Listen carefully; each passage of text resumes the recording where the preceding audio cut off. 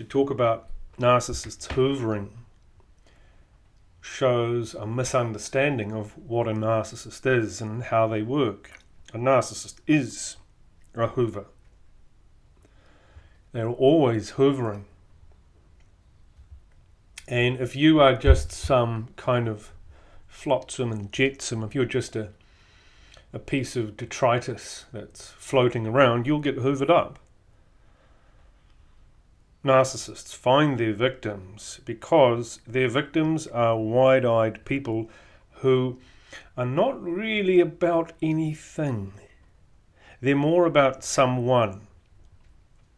They're going around looking for someone.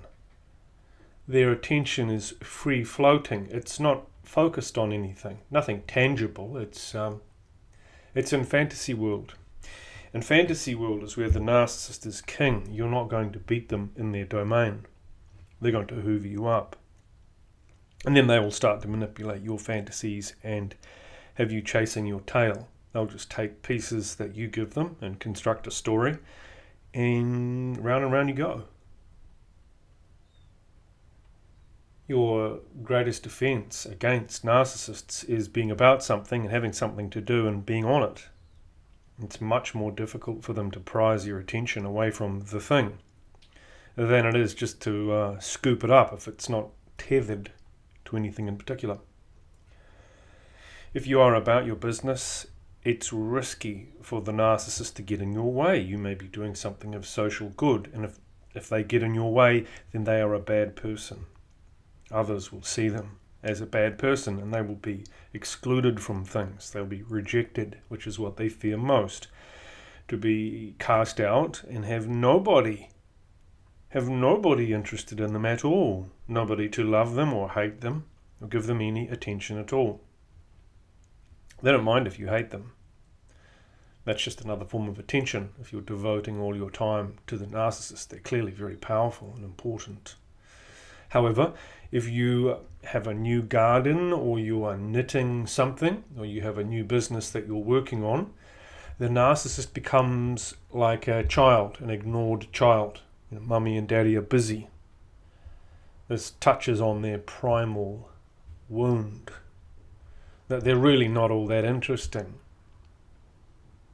It's a humiliation when you are more interested in something else than you are the narcissist. You don't need to be mean about it. You don't need to lord it over them. Oh, look what I'm doing.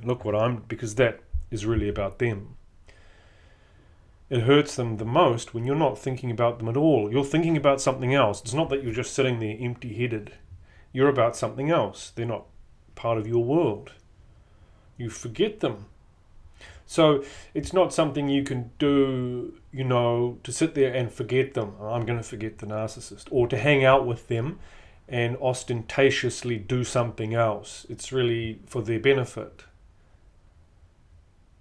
To defeat them, you actually have to pick your attention up and invest it somewhere else that has nothing to do with them.